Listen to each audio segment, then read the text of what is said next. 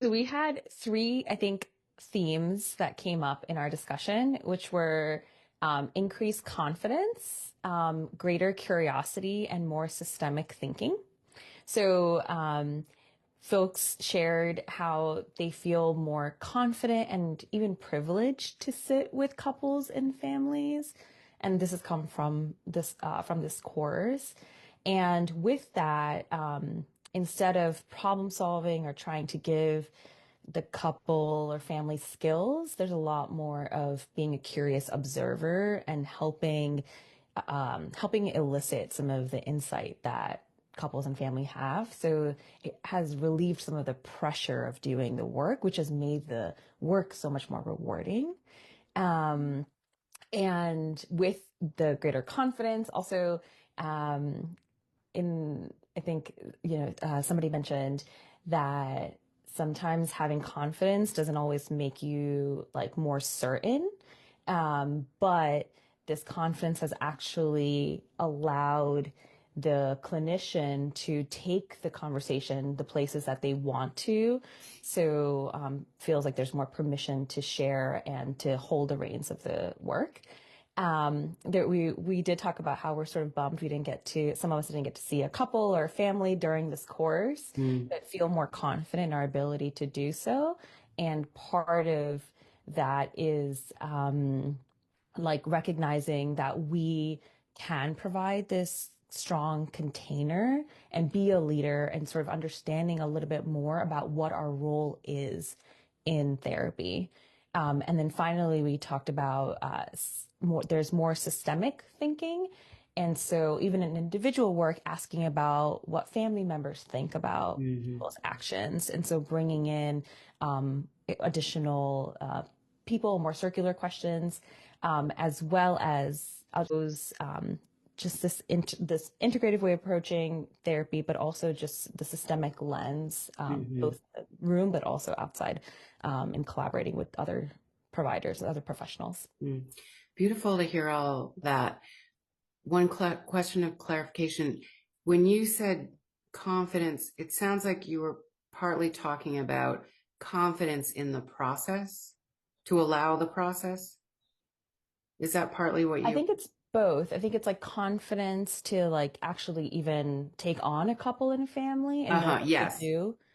But Um, in the room. and in the Yeah. room as well. Yeah. Yeah, both. Great. Thank you. The course has been really instrumental for us in regards to naming the kind of work that we've been doing. Like, I think a lot of us, we're familiar with a lot of the frameworks, but then we're not always giving it fidelity. And so I think this course has been really helpful with that, especially I think last time's afternoon, exercise was really helpful in cementing that. I think things that we also kind of came to a conclusion is how we don't want the course to end. How can we find ways to, as a community, kind of connect afterward? Mm. And then I think the last thing that kind of came up was, just kind of discussing in regard to what are things that we want to consider kind of moving forward from this course. Like what are families that we might want to consider working with, like younger kids and just other kind of specific groups that we might be interested in working with. Mm. Thank you.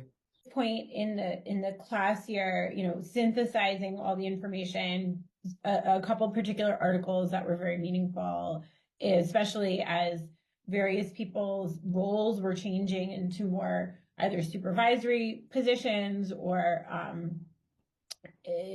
kind of holding more responsibility and being able to direct more of what's happening underneath them with other clinicians, and sort of this sense of responsibility of taking these theories and kind of implementing them and holding, I would say, themselves and the people underneath them accountable for having a different kind of clinical practice that came out of the work that we've done here.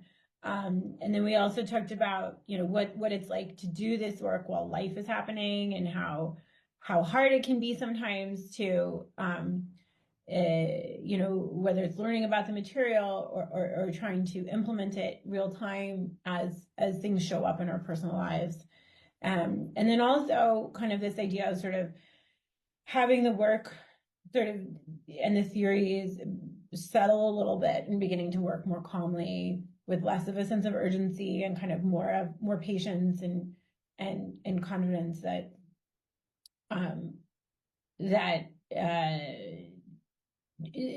that the work will happen in time, and that not everything needs to happen that session to be successful.